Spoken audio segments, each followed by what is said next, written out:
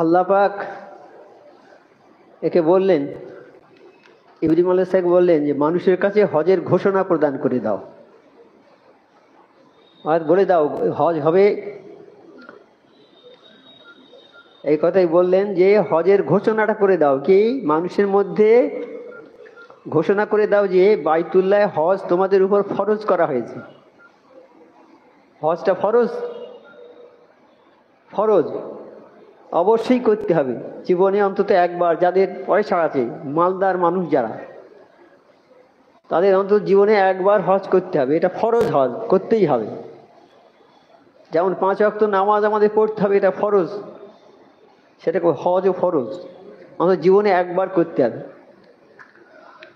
তা ইব্রাহিম আলাইহিস সালামকে বলছেন আল্লাহ, ইব্রাহিম তুমি ঘোষণা করে দাও, প্রচার করে দাও এই হজের, এই বাইতুল্লাহ হজ করার জন্য সব মানুষকে বলে দাও, মানে আজান দিয়ে দাও, জোরে আজান দাও। বলছে আল্লাহ এখানে তো মানুষজন কিছু নেই, তো কাবার সে জঙ্গল বন সব, কোনো মানুষ নেই, তা আমি যে আজান দেবো বা জানাবো হজের কথাটা লোককে জানাবো, শুনবে কারা? কোনো মানুষ তো নেই এখানে। আল্লাহ বলছে তোমার দরবার, তোমার কাজ হলো শুধু শুনিয়ে দেয়া, হ্যাঁ, আর পৌঁছে দেওয়ার দায়িত্ব আমার। আল্লাহ বললেন তোমার কাজ হচ্ছে করা, আমি যেটা বলেছি যে মানুষকে জানিয়ে দাও, তুমি সেইটা জানিয়ে দেবে, আর পৌঁছে দেওয়ার দায়িত্ব আমাদের। ইব্রাহিম আলাইহিস সালাম আজান দিলেন, হজ ফরজ এই কথা বলে দিলেন, হজ ফরজ হয়ে গেছে তোমাদের জন্যে, বাইতুল্লাহ হজ তোমাদের সবার করতে হবে। এই কথা যখন উনি প্রচার করে দিলেন, তখন এই কথাটা আমার আল্লাহ সারা বিশ্বের মানুষের কাছে পৌঁছে দিয়েছে, সারা বিশ্বের মানুষের কাছে সেই কথাটা পৌঁছে দিয়েছে। আবু হাতেম হযরত ইবনে আব্বাস থেকে বর্ণনা করেন যে যখন ইব্রাহিম আলাইহিস সালামকে হজ ফরজ হওয়ার কথা ঘোষণা করার আদেশ দেওয়া হয়, তখন তিনি আল্লাহর কাছে আরজ করলেন, এখানে তো কোনো মানুষ নেই, জনহীন প্রান্তর, ঘোষণা শোনার মতো কেউ নেই, যেখানে জনবসতি আছে সেখানে আমার আওয়াজ কিভাবে পৌঁছাবে? ইব্রাহিম আলাইহিস সালাম বলছে আল্লাহ এখানে তো কোনো মানুষজন নেই, তা আমার যে আওয়াজটা কোথায় পৌঁছাবে? যেখানে মানুষ আছে সেখানে কিভাবে যাবে? আল্লাহ তাআলা বলেন তোমার দায়িত্ব শুধু ঘোষণা করা। আল্লাহ বলেন তোমার দায়িত্ব শুধু ঘোষণা করে দাও হজের কথাটা, পৌঁছে দেওয়ার দায়িত্ব আমার, সারা বিশ্বে পৌঁছানোর দায়িত্ব আমার। ইব্রাহিম আলাইহিস সালাম মাকামে ইব্রাহিমে দাঁড়িয়ে ঘোষণা করলে আল্লাহ তাআলা তা উচ্চ করে দেন। উনি মাকামে ইব্রাহিমে দাঁড়িয়ে যখন এই আওয়াজটা করে দিয়েছে, তখন আমার আল্লাহ ওটাকে উচ্চ করে দিয়েছে, সব জায়গায় প্রচারিত করে দিয়েছে। এমনকি কোনো কোনো রিওয়ায়েত আছে, 2 কানে আঙুলি রেখে পূর্ব পশ্চিমে মুখ করে বললেন, লোক সকল তোমাদের প্রতিপালক নিজের গৃহ নির্মাণ করেছেন, অর্থাৎ কাবা শরীফ নির্মাণ করেছেন, খারাপ হয়ে ধ্বংস হয়ে গিয়েছিল কাবা শরীফ বন্যায়, সেইগুলো গৃহ নির্মাণ করেছেন এবং তোমাদের উপর এই গৃহের হজ ফরজ করেছেন, তোমরা সবাই পালনকর্তার আদেশ পালন করো। এই রেওয়াতে আরো বলা হয়েছে ইব্রাহিম আলাইহিস সালাম এই আওয়াজ আল্লাহ তাআলা বিশ্বের কোনায় কোনায় পৌঁছে দেন। ইব্রাহিম আলাইহিস সালাম এই কথা বলেছেন যখন, তাই আমরা কথা বলছি এখান থেকে হয়তো ওই পর্যন্ত শোনা যাবে, তারপরে আর যাবে, কিন্তু উনি যখন কথা বলেছেন ইব্রাহিম আলাইহিস সালাম, আল্লাহ সেইটা সারা বিশ্বের লোকের কাছে পৌঁছে দিয়েছে, বিশ্বের কোনায় কোনায় পৌঁছে দেয়। এবং শুধু তখনকার জীবিত মানুষ পর্যন্ত নয়, বরং ভবিষ্যতে যত মানুষ কিয়ামত পর্যন্ত আগমনকারী, কিয়ামত পর্যন্ত যত মানুষ আসবে সবার কানে সেই কথা চলে গেছে। যারা জীবিত ছিল তাদের কানে, যারা আরওয়াতে ছিল, আলেমে আরওয়াহ যারা ছিল তখন, তাদের কানে পর্যন্ত সব পৌঁছে গেছে।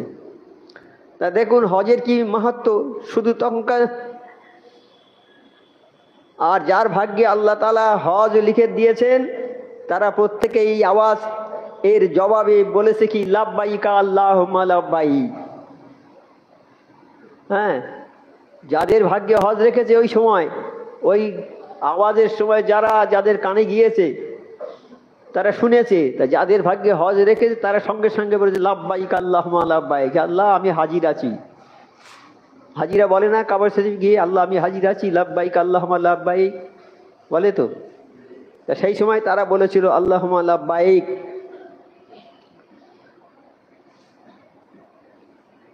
অর্থাৎ হাজি হওয়ার কথা স্বীকার করেছে সবাই। এই মর্মে বিশ্বের প্রতিটি প্রত্যন্ত এলাকা থেকে মানুষ বাইতুল্লাহ দিকে চলে আসবে। পৃথিবীর বিভিন্ন প্রান্ত থেকে মানুষ বাইতুল্লাহর দিকে আসবে। আজ কত দিকে আমেরিকা, জাপান, লন্ডন, পৃথিবীর বিভিন্ন দেশ থেকে বাইতুল্লাহ দিকে হজে আসছে না? যাদের কানে গিয়েছিল, আল্লাহ যাদের হজ কবুল করেছে, তখন সেই তারাই একমাত্র হজে আসবে। কিয়ামত পর্যন্ত এই কাজটা থাকবে, চলতে থাকবে কিয়ামত পর্যন্ত। কিয়ামত পর্যন্ত সমস্ত মানুষ, সারা বিশ্বের মানুষ এই হজের জন্যে বাইতুল্লাহ হাজির হবে। জিল হজ মাস, সেইটা হচ্ছে এই সেই মাস, এই হজের মাস। এই মাসটা হজের মাস, জিল হজ মাস। এই জিল হজ মাসই হজ হয়। নবী সাল্লাল্লাহু আলাইহি ওয়াসাল্লাম বলে, হে সাহাবা মানবগণ, আল্লাহ তাআলা জিল হজ মাসকে তোমাদের জন্য অতি মহত্বপূর্ণ করে সৃষ্টি করেছেন। হ্যাঁ, নবী পাক সাল্লাল্লাহু আলাইহি ওয়াসাল্লাম কি বলছেন? হে মানবগণ, আল্লাহ তাআলা এই জিল হজ মাসকে তোমাদের জন্যে বড় মহত্বপূর্ণ করে সৃষ্টি করেছেন। তোমরা তার সর্বদা তোমরা তার মর্যাদা রক্ষার প্রতি লক্ষ্য রেখো। এই মাসের মর্যাদা রক্ষা করার জন্য তোমরা লক্ষ্য রেখো। চলাফেরায়, ওঠা বসায় সর্বদা আল্লাহ তাআলাকে স্মরণ করো। এই যে জিল হজ মাস, এই মাসের প্রত্যেকটা দিন তোমরা আল্লাহ তাআলাকে স্মরণ করো, কারণ এই পবিত্র মাসের নিয়ামত তোমাদের জন্য নির্ধারিত করা আছে। এই মাসের যে নিয়ামত সেটা তোমরা পাবে। কি নিয়ামত? নবী সাল্লাল্লাহু আলাইহি ওয়াসাল্লাম বলেছেন, মাস সমূহের সর্দার হলো রমজান। যে 12টা মাস আছে আমাদের, এই 12টা মাসের সর্দার হচ্ছে রমজান মাস। রমজান মাস সর্বশ্রেষ্ঠ মাস, কিন্তু এর মধ্যে জিল হজ মাসের সম্মান বেশি। রমজান মাস সর্দার, কিন্তু জিল হজ মাসের সম্মানটা বেশি। কারণ এই মাসে ইসলামের স্তম্ভের, পঞ্চম স্তম্ভের অন্যতম স্তম্ভ হলো হজ। এই মাসে ইসলামের 5টা স্তম্ভ আছে না? কলেমা, নামাজ, রোজা, হজ। তাই পঞ্চম স্তম্ভ হচ্ছে হজ, এই মাসে হয়। এই জন্য এই মাসের সম্মানটা অনেক বেশি। হজ হয়। আর কি হয়? এ মাসের মধ্যে 3টা দিন অত্যন্ত মর্যাদাশালী। 3টা দিন। একটা দিন হচ্ছে ইয়াউমে তারাবিহ। ইয়াউমে তারাবিয়া অর্থাৎ যেদিন ইব্রাহিম আলাইহিস সালাম আল্লাহর কাছ থেকে ছেলেকে কোরবানি করার আদেশ পান, ওই দিনটা। হ্যাঁ, ওটা নিকট হতে ইসমাইল আলাইহিস সালামকে কোরবানি করার আদেশ প্রাপ্ত হয়েছিলেন। আর 2 নম্বর হচ্ছে ইয়ামুন নাহর, কোরবানির দিন। এইটা হচ্ছে, এই 2 হচ্ছে কোরবানির দিন। আর একটা দিন হচ্ছে হজের দিন। হজ কোন দিন হয়? আরাফা, যেদিন 9 জিল হজ। আরাফাতের ময়দানে সবাই হাজিরা আসে, ওই দিনে হজ হয়। এই 3টে দিন এই মাসের মধ্যে আছে, জিল হজ মাসের মধ্যে আছে। সেই জন্যে এই মাসটা খুব গুরুত্বপূর্ণ মাস। আল্লাহ তাআলার নিকট জিল হজের প্রথম 10 দিনের চেয়ে আরো কোনো দিনের ইবাদত এত প্রিয় নয়। এই জিল হজ মাসের প্রথম 10 দিনের যে ইবাদত, তার চেয়ে বড় ইবাদত আর কোনো জায়গায়, কোনো মাসে নেই। এই ইবাদতটা হচ্ছে, তা আমরা তো প্রথম দিন হয়ে গেছে, দ্বিতীয় দিন হয়ে গেছে, তৃতীয় দিন হয়ে গেছে, চতুর্থ দিন। তা 4 দিন আমাদের অনেকেই হয়তো ইবাদত বন্দি করেছেন, আর বাকি কদিন তো আমাদের ইবাদত বন্দি করতে হবে। এই 10 দিনের চেয়ে, এই 10 দিনের মধ্যে 1 দিনের রোজা 1 বছরের রোজার সওয়াবের তুল্য। এই 10 দিন, 1 থেকে 10 তারিখ, 10 তারিখে এই 10 দিনে যে কোনো একটা দিন রোজা করবে, তোমার কি হবে? 1 বছরের রোজার সওয়াব হবে। আরো অনেক রিওয়ায়াত আছে। তা আমরা এই একটা দিন তো রোজা করতে পারবো না, কিন্তু আমার মসজিদ আমাদের 3 দিন রোজা করার কথা বলেছেন। হ্যাঁ, শুক্র, শনি, না, বুধ, বৃহস্পতি, শুক্র, এই 3 দিন, তাই তো? এই 3 দিন আমাদের রোজা করার কথা বলেছেন। তা আমরা 3টে রোজা ইনশাআল্লাহ করবো সবাই। হ্যাঁ, নবী সাল্লাল্লাহু আলাইহি ওয়াসাল্লাম বলেছেন, যে ব্যক্তি জিল হজ মাসে 10 দিন পর্যন্ত প্রত্যেক রাতে, একটা আমাল বলে দিচ্ছে, এটা সহজ আমাল, যেটা যে ব্যক্তি জিলহজ মাস, এটা জিলহজ মাস। তো এই মাসের বেতের প্রত্যেক রাতে বেতেরের নামাজের পর আমরা বেতেরের নামাজ পড়ি। বেতেরের নামাজ পড়ার পর 2 রাকাত নামাজ পড়ে প্রত্যেক রাকাতে সূরা ফাতিহার পর সূরা কাউসার ও সূরা ইখলাস 3 বার পড়বে। আল্লাহ তাআলা তাকে কিয়ামতের দিন মাকামে ইল্লিনে পৌঁছাবেন, অর্থাৎ প্রবেশ করাবেন, এবং তার প্রত্যেক চুলের বদলে 1000 নেকি ও 1000 দিনার সদকা করার সওয়াব প্রদান করা হবে। তাই এই 10 দিন, 1 থেকে 10 তারিখ পর্যন্ত আমাদের 4 দিন চলে গেছে, আজকে দিনে চলে গেল 4 দিন, না আজকে রাতটা করা যাবে। তাই 4 তারিখ, 5 তারিখ, 6 তারিখ, 7 তারিখ, 8 তারিখ, 9 তারিখ, 10 তারিখ এই ইবাদতটা আমরা ইনশাল্লাহ করব। এটা সহজ খুব, এর চেয়ে আরো কঠিন কঠিন আছে, করতে যে পারবেন পারবেন, কিন্তু সহজটা সবার জন্যে, যে কোনো কাজের একটা সহজ জিনিস থাকে, তাই এইটা সহজ আমাল সবচেয়ে আমার মনে হয়। এইটা আমরা আজ থেকে করব প্রতিদিন। আর নবী সাল্লাল্লাহু আলাইহি ওয়াসাল্লাম বলেছেন 10 দিনে আদম আলাইহিস সালামের তওবা কবুল হয়েছিল। এই 10 তারিখে, ওই যে জিলহজের 10 তারিখে আদম আলাইহিস সালামের তওবা কবুল হয়েছিল। আদম আলাইহিস সালাম অন্যায় করেছিল না, তার জন্য তওবা করেছে, খুব কেঁদেছে, এত কেঁদেছে কান্নায় চোখের পানিতে গাছপালা জন্মে গেছে, গোনা কবুল হয়নি। কিন্তু এই 10 হজের এই জিলহজ মাসের 10 তারিখে ওনার তওবা কবুল হয়েছে, আর 9 তারিখে ওনার গোনা, যাবতীয় গোনা ছিল সব আল্লাহ মাফ করে দিয়ে।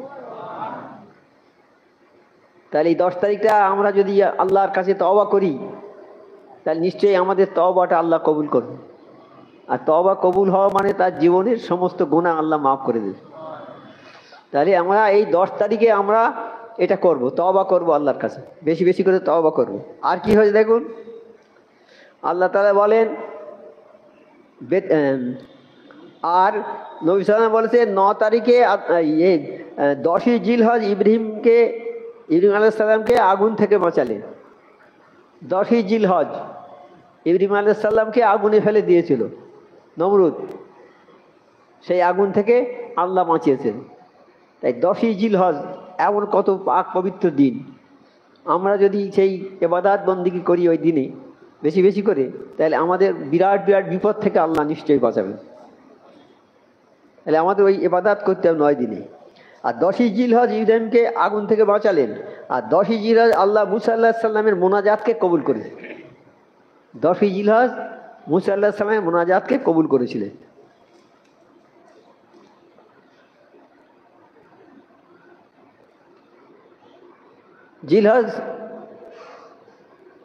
জিলহজ মাসের 5 তারিখে রোজা, এবার তো 4 তারিখ চলে গেছে, 5 তারিখে রোজা, আজ 4 তারিখ, 5 তারিখে রোজার কি হবে? 1 তারিখে রোজার অনেক ফায়দা আছে, 2 তারিখে ফায়দা, আমরা তো ছেড়ে দিয়েছি, 4 দিন চলে গেছে রোজা, আরও তো 3 দিন, 3টে রোজা আমরা অবশ্যই করব।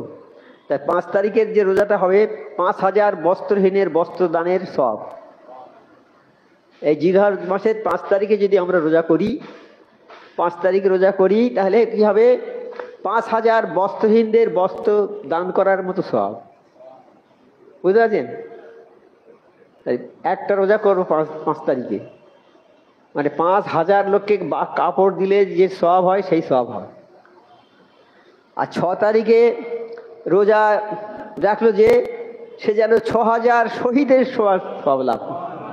6000 শহীদের সওয়াব মানে এটা কি হিসেব করা যাবে?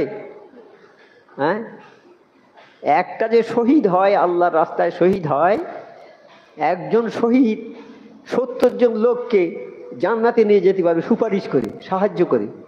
যেসব লোকেদের জন্য জাহান্নাম নির্ধারিত হয়ে গেছে, তারা জাহান্নামে যাবেই, কিন্তু সেই বংশের যদি কোনো একটা লোক থাকে, শহীদ হয়েছে যে আল্লাহর জন্য, শহীদ যদি থাকে সেই বংশের, সেই লোকটা কিন্তু কাল কিয়ামত ময়দানে সুপারিশ করতে পারবে। ওই 70 জন লোককে সুপারিশ করে নিয়ে যাবে, যাদের জাহান্নামের সার্টিফিকেট পেয়ে গেছে, তারা জাহান্নামে যাবে। কিন্তু ওই একজন শহীদ ব্যক্তি 70 জনকে জাহান্নাম থেকে জান্নাতে নিয়ে যাবে, আল্লাহর কাছে সুপারিশ করে নিয়ে যাবে। আর আমরা যদি 6 তারিখে একটা রোজা রাখি, তাহলে 6000 শহীদের সওয়াব লাভ করবো। 6000 শহীদের সওয়াব যদি লাভ করি, কত লোককে আমরা গুনাহগারকে জান্নাতে নিয়ে যাব। কত লোককে নিয়ে যাব? তাহলে এই 6 তারিখটা আমাদের রোজা করা দরকার। 6 তারিখটা রোজা করলে এই হবে। আর 7 তারিখে রোজা রাখবে, জাহান্নামের 7টি দরজা বন্ধ হবে। 7 তারিখে আমরা ইনশাল্লাহ রোজা রাখবো, 7, 8, 9 এই 3 দিন। 7 তারিখে রোজা রাখবে, জাহান্নামের 7টা দরজা আছে বন্ধ হয়ে যাবে। আমরা যে 7 রোজা দিই। আর 8 তারিখে রোজা রাখবে, জান্নাতের 8টি দরজা খুলে যাবে। তাহলে এই যে জিলহজ মাসটা কত পাক পবিত্র মাস, এর কোনো হিসাব করা যাবে বাবা? আল্লাহ আমাদের ভালোবাসে বলে এক একটা অকেয়ার দ্বারায় আমাদের জান্নাতি করে দিচ্ছে। হ্যাঁ, আর এই অলি আল্লাহর দরবার আমরা পেয়েছি, এটাও আমার আল্লাহর দান। আল্লাহ যাকে ভালোবাসে তাকে কোনো কামেল অলি আল্লাহর দরবারে পাঠায়। জানো, আমরা এমনি আসতে পারিনি, কেউ এই দরবারে কেউ আসতে পারবে না। আল্লাহ যাকে ভালোবাসেন সেই একমাত্র কামেল অলি আল্লাহর দরবারে আসে। আর মাওলানা রুম রহমতে কি বলেছেন, কোনো মানুষ যখন কামেল অলি আল্লাহর দরবারে আসে এবং আদবের সঙ্গে বসে, 100 বছরের বেরিয়া ইবাদতের সওয়াব পাবে সে। 100 বছরের বেরিয়া ইবাদত মানে কি? যে ইবাদতের মধ্যে কোনো খুঁত নেই, কোনো অহংকার নেই। আমি নামাজ পড়ি, দেখাই, লোকে দেখে বলে বাবা খুব নামাজি লোক, তো আমার মনে মনে হবে আমার দেখে মনে হচ্ছে খুব বড় নামাজি আমি, লোকে এইটা মনে করবে। আমি দান করি, দান করে মনে মনে করি যে আমি, লোকে দেখে আমার বলে বিরাট বড় দানি। একজন লোক গিয়েছে, বেড়াতে গিয়েছে, খাজা বাবার দরবারে গিয়েছে, ওখানে বেড়াতে। খাজা বাবা কামেল ওই আল্লাহ বড় ওলি, ওখানে গিয়ে জিয়ারাত করতে পারবে। তুমি বলি দরবার জিয়ারাত করো, কিন্তু কোনো সেরেক কাজ করতে পারবে না। তো উনি গিয়েছেন, গিয়ে সেখানে খুব দান টান করেছে, 1 লক্ষ টাকা খরচ করে সব এ করে বিরিয়ানি করে সব ফকির বিশি সবাইকে খাইয়েছে। খাইয়ে এসে বলছে, দেশে এসে বলছে ভাই আমি খাজা বাবার দরবারে গিয়ে 1 লক্ষ টাকা খরচ করি। তো গল্প করার কি দরকারটা ছিল? তুই দান করেছো, গল্প করলি তোমার দান নষ্ট হয়ে যাবে। তার মানে দানটা করেছে, লোকে বলবে তুই বড় দানি। তা আমি দান করে যদি বলি, আমি যদি আশা করি যে লোকে আমাকে বলবে বড় দানি, তাহলে আমার দানটা নষ্ট হয়ে যাবে, থাকবে না। জানো, দান করতে গোপনে, আর দানের কথা লোকের কাছে বলবে না, দান গোপনে করতে হবে। 1টা পয়সা দান করবে, হালাল পয়সা একটা দান করবে, একটা মিসকিনের হাতে দেবে। আল্লাহ বলছেন যে, আমার নবী পাক সাল্লাল্লাহু আলাইহি ওয়াসাল্লাম বলছেন, আল্লাহ বলছেন যে এই মিসকিনের হাতে যখন একটা পয়সা দেওয়া হয়, ওই পয়সাটা আমি আল্লাহ হাত পেতে সঙ্গে সঙ্গে নিই, আর ওইটা বাড়াতে থাকি, বাড়িয়ে বাড়িয়ে কাল কিয়ামতের ময়দানে উহুদ পাহাড়ের সমান নেকি পাবে। সেই জন্য উহুদ পাহাড়ের সমান নেকি পাবে ওই একটা পয়সা দান করলে। তাই দানের কথাটা যদি আমি বলে বেড়াই, তাহলে আমার দানটা নষ্ট হয়ে যাবে। কিন্তু আমাদের খসলত হলো এইটা, যে আমাদের লোকে বড় দানি বলবে, এই আশায় দান করি। হ্যাঁ, এই দানটা ঠিক হলো না। এটা নিজের গর্ব অহংকার এসে গেল, এখানে নিজেকে বড় করা, বড়াই এসে গেল, আমি দান করে এসেছি। এইরকম দান করার কোনো প্রয়োজন নেই। তার চেয়ে 1টা পয়সা দান করে দেবো আমি, যার মধ্যে কোনো অহংকার থাকবে না। সেই পয়সা কাল কিয়ামতে ওই দান কাজে লেগে যাবে। রাসূল সাল্লাল্লাহু আলাইহি ওয়াসাল্লাম বলেছেন, আরাফাত দিবসে যে কোনো বান্দা আল্লাহ তাআলার নিকট যা প্রার্থনা করবে, আরাফাত দিন মানে, আরাফা মানে ওই যেদিন হজ হয়, আরাফাত দিন, তাই তো? আরাফাত দিন হজ হয়, ওই দিন যা আল্লাহর কাছে চাইবে, যে লোক ওই দিনে আল্লাহর কাছে যা চাইবে আল্লাহ তা কবুল করে দেন। আমার মামা সাহেব বলছিলেন একটা কথা, যে হজের নিয়ত করো, হজে যাওয়ার জন্য নিয়ত করো, খালিস নিয়তটা করো। নিয়ত করে যদি যে কাজ করতে না পারে, কেউ যদি নিয়ত করে হজে যাবার, হজে যেতে পারলো না, কিন্তু হজের সওয়াবটা পেয়ে যাবে। হ্যাঁ, কাল আরাফাতের ময়দানে যখন হাজিরা হাজির হবে, হয়ে সব আহাজারি গিরিজারি করে কাঁদবে আর দোয়া করবে আর কাঁদবে, আল্লাহ আমরা দুনিয়ার সব ধন সম্পদ, টাকা পয়সা, বিবি বাচ্চা, আত্মীয় স্বজন সব ত্যাগ করে, এমনকি নিজের পোশাক পরিচ্ছদ পর্যন্ত ত্যাগ করে এসেছি আল্লাহ তোমার কাছে দরবারে। তুমি কোথায় আল্লাহ? আমরা তোমাকে একটু দেখবো আল্লাহ। আল্লাহ তখন বলে, হে ফেরেশতারা, যারা আমাকে দেখার জন্য আকুলি বিকুলি করে কান্নাকাটি করছে, তোমরা সাক্ষী থেকো, আমি তাদের নাম হাজির দপ্তরে লিখে নিলাম। সব হাজি হয়ে গেল। আর আর একটা জিনিস লিখে রাখো, যারা হজে যাব বলে নিয়ত করেছিল, আমার কাছে বলেছিল, আল্লাহ আমরা তো গরিব মানুষ, হজ করতে যেতে পারবো না, আল্লাহ তুমি যদি আমাদের পয়সা দাও তাহলে আমরা হজে যাব। কিন্তু সারা জীবন আর সে পয়সা হলো না, আমরা মরে গেলেও।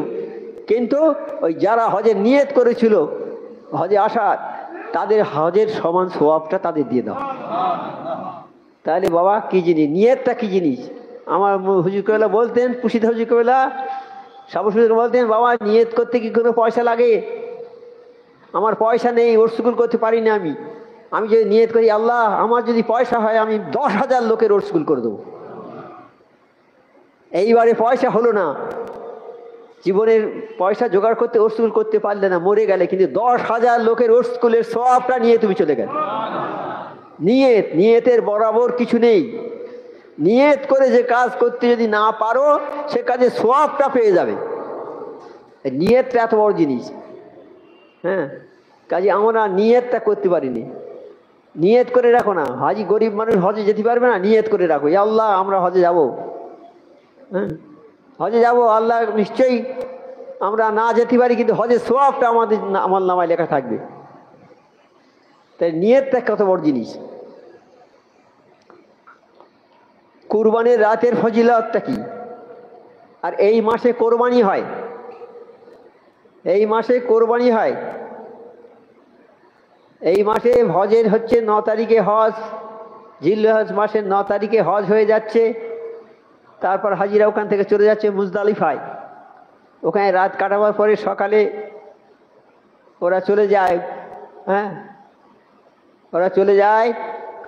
তারপর ওখানে ওই দিনে ওরা এই 10 তারিখে 10, 11, 12 এই 3 দিন কোরবানি হবে। তো ওরা গিয়ে ওই দিন 10 তারিখে ওরা কোরবানি করে। 10 তারিখ কোরবানি করে মাথা টাথা মুন্ডন করে পরিষ্কার পরিচ্ছন্ন হয়। হ্যাঁ, তা ওরা তাহলে 10 তারিখে কোরবানি হয়ে যাচ্ছে। সেই কোরবানি আমাদের 10ই জিলহজ কোরবানির দিন, 10, 11, 12 এই 3 দিন কোরবানি করা যাবে। 10 তারিখে করাই সবচেয়ে উত্তম বলেছে, সর্বোত্তম। 11 তারিখে উত্তম, 12 তারিখে উত্তম। 12 তারিখে সূর্য ডোবার আগ পর্যন্ত কোরবানি করা যাবে। সূর্য ডুবে গেলে আর কোরবানি হবে না। তাহলে 3 দিন কোরবানি হবে, 10 তারিখ 10ই জিলহজ, আর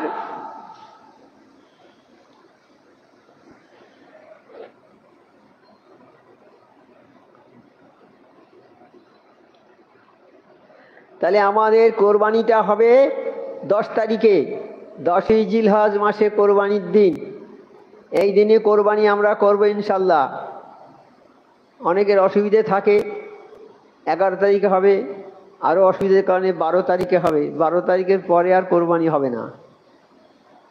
এই কোরবানির দিনের যে ফজিলতটা কি, কোরবানি যেদিন হবে সেই দিন সকালেই কিন্তু আমাদের ঈদের নামাজ হবে, ঈদুল আজহা, ঈদের আজহার নামাজ সেই দিন হবে সকালে। তাই বলছে এই দিনের ফজিলত অপরিসীম। এই দিনে 2 রাকাত ঈদের ওয়াজিব নামাজ ব্যতীত আরও অনেক নফল নামাজ রয়েছে। এ সম্পর্কে রসুল করিম সাল্লাল্লাহু আলাইহি সাল্লামের কতিপয় হাদিস উল্লেখ করা হলো।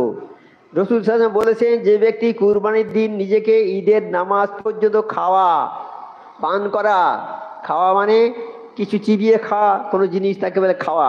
পান করা মানে পানি জাতীয় জিনিস পান করা। স্ত্রী সহবাস হতে সংযত রাখবে, সে যেন 60,000 বছরের ইবাদত করলো।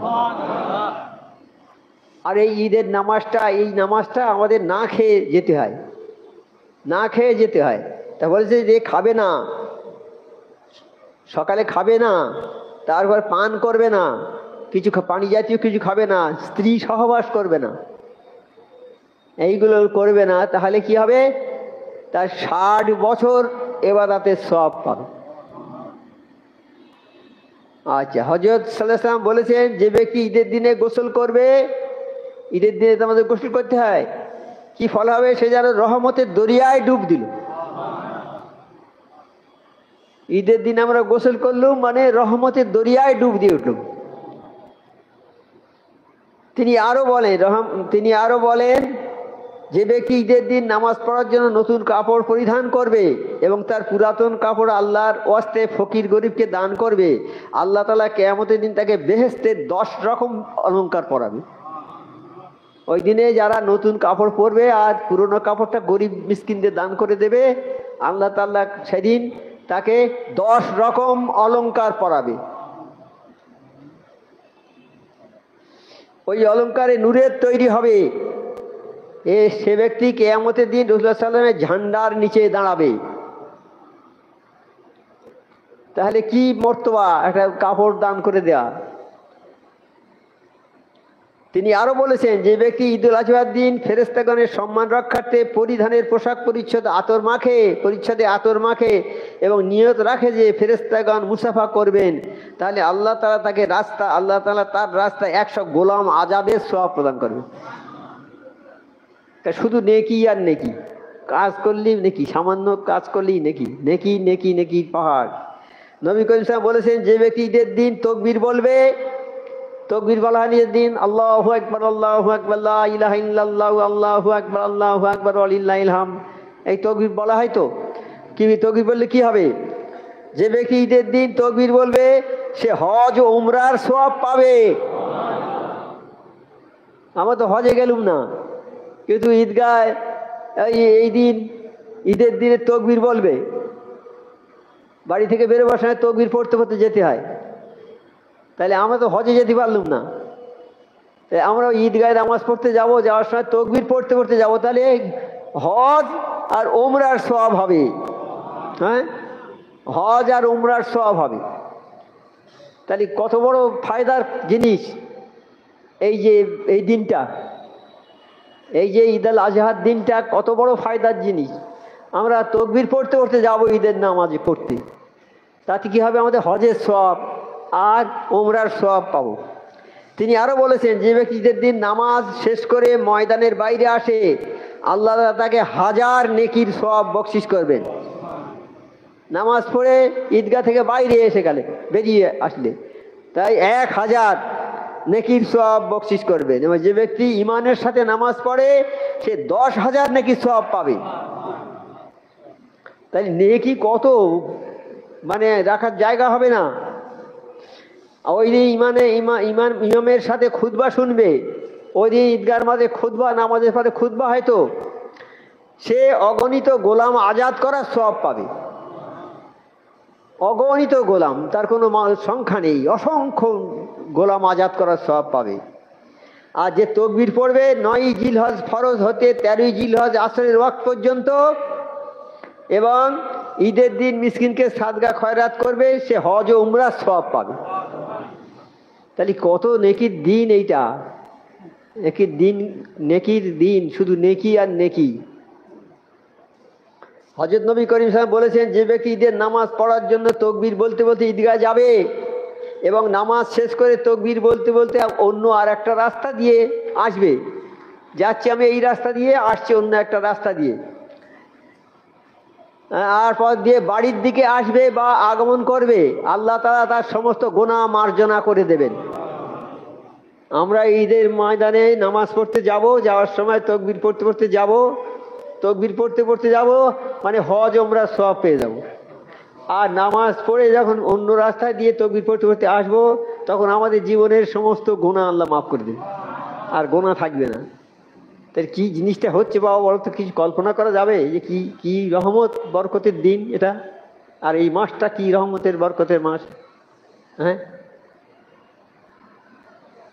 কিন্তু যে ব্যক্তি খুন করেছে, মাতা পিতাকে কষ্ট দিয়েছে বা মদ পান করেছে, ওই ব্যক্তি তওবা না করলে মাপ পাবে না।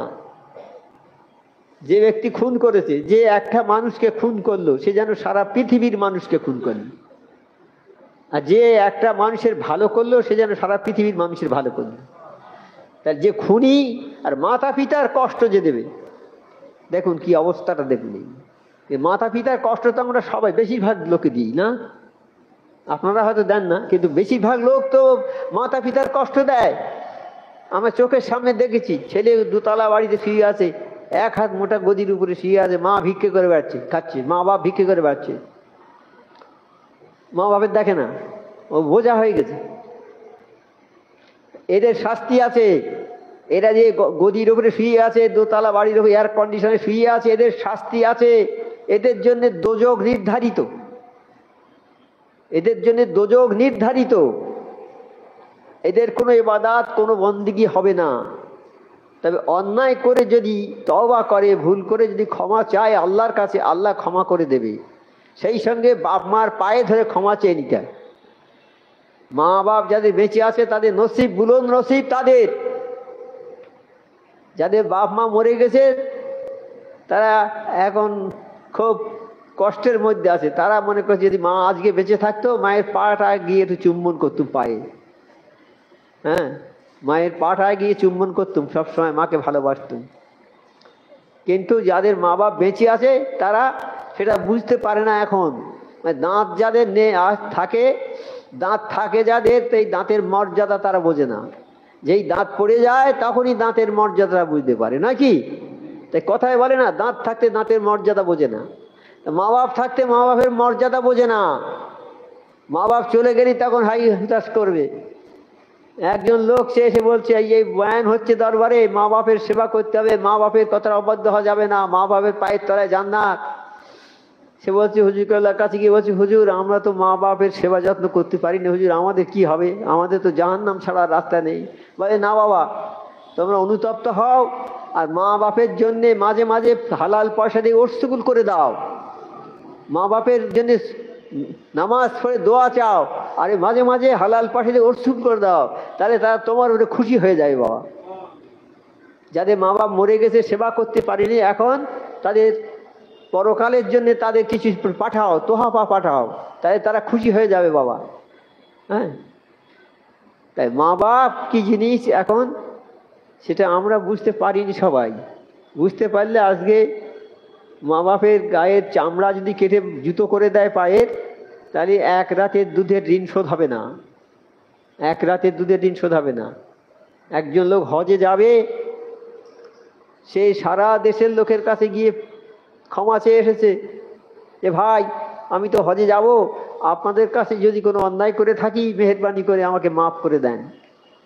এই বলে সবার কাছে বলে শেষে মায়ের কাছে গিয়ে বলছে, মা আমি তো হজে যাব, তুমি আমাকে যাওয়ার অনুমতিটা দাও।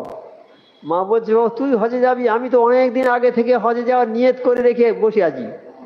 আমি ওই বসে আছি যে আমার তুই যখন হজে যাবি তোর সঙ্গে আমি হজে যাব, এই নিয়ত তো আমার আছে প্রথম থেকেই।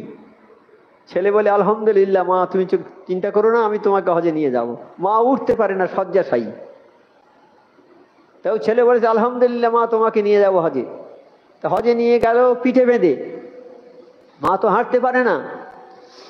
তা হজে যারা গিয়েছেন হাজি সাহেবরা তারা জানেন যে হজে গেলে প্রথমে কত কষ্ট। প্লেনে যাচ্ছে কোনো কষ্ট নেই, ওখান থেকে বাসে চলে গেলাম, গিয়ে আমার কাবা শরীফে যদি যাই ওখানে গিয়ে তোয়াফ করতে হবে। তোয়াফ করতে হবে, কাবা শরীফের চারদিকে 7 পাকে ঘুরতে হবে। ওখান থেকে এতে গিয়ে ওই সাফা মারওয়ায় গিয়ে দৌড়িতে হবে, সাফা মারওয়ায় দৌড়িতে হবে। তারপরে মিনায় যেতে হবে, সেখানে কাঁকর মারতে হবে, আবার মিনা থেকে আবার চলে আসতে হবে। অনেক খাটনির কাজ, খুব কষ্টের কাজ। তা এই মাকে পিঠে করে নিয়ে সব কাজ করেছে। মাকে পিঠে করে নিয়ে সব কাজ করে হজ শেষ হয়ে গেছে, এসে নবী পাক সাল্লাল্লাহু আলাইহি ওয়াসাল্লামের দরবারে এসে বলছি, আল্লাহ নবী সাল্লাল্লাহু আলাইহি ওয়াসাল্লাম, আমি মাকে নিয়ে হজে গিয়েছি, গিয়ে পিঠে করে নিয়ে বেঁধে মাকে নিয়ে এই সব হজের অনুষ্ঠানগুলো আমি পালন করেছি ঠিক মতো, হজ করে ফিরে এসেছি। আমি কি মায়ের কোনো হক আদায় করতে পেরেছি? আমার নবী পাক সাল্লাল্লাহু আলাইহি ওয়াসাল্লাম বলে, তুমি এক ফোঁটা দুধের ঋণ শোধ করতে পারোনি। তাই মা কি আছে জিনিসটা বাবা, সেই মাকে ভালোবাসতে হবে। মা যদি দোয়া করে তোমার জন্যে, তুমি জান্নাতি হয়ে যাবে। আর মা যদি তোমার ওপরে মন খারাপ করে মন খারাপ করে থাকে, শুধু দোয়া করতে হবে না, তাহলে তুমি জাহান্নামী হয়ে যাবে। যাদের মা বাপ বেঁচে আছে তাদের জন্য জান্নাতের 2টো দরজা খোলা আছে। যাদের মা বাপ বেঁচে আছে তাদের জন্য জান্নাতের 2টো দরজা খোলা আছে। মা বাপকে যদি ভালোভাবে সেবা যত্ন করে তাদের ভালোবাসে, তাহলে এই জান্নাতের 2টো দরজা দিয়ে দুজন ঢুকে যাবে, তুমি ঢুকে যাবে। মা বাপের 2টো দরজা, তুমি একাই ওই 2টো দরজা দিয়ে ঢুকে যাবে জান্নাতের মধ্যে। আর যদি মা বাপকে অযত্ন করো, ওই 2টো জাহান্নামের দরজাও তোমার জন্য খোলা থাকবে। সেই সেই দরজা দিয়ে তোমাকে ঢুকতে হবে জাহান্নামে। সাবধান হয়ে যান, মা বাপকে সেবা করুন, মা বাপকে যত্ন করুন। আর আমার মা বোনেরা তো শ্বশুর শাশুড়ি দেখতে পারে না, সে দেখতে পারে না, শ্বশুর শাশুড়ি দেখতে পারে না। তবে সব সব মা বোনেরা নয়, কিছু মা বোনেরা আছে তারা শ্বশুর শাশুড়িকে একদম দেখতে পারে না, বলে এখানে রেখো না বাড়িতে, এই এয়ার কন্ডিশনের ঘর, এত পরিষ্কার পরিচ্ছন্ন ঘর, এখানে তোমার বাপকে রেখে দেবে, পেচ্ছাপ করবে, পায়খানা করবে, কে অত পরিষ্কার করে, আমি ওসব পারবো না, তোমার বাপকে বিছানার সামনে দিয়ে এসো। হ্যাঁ, তাহলে কি কাজটা করলো? তুমি যেমন কর্ম করবে তেমন ফল হবে।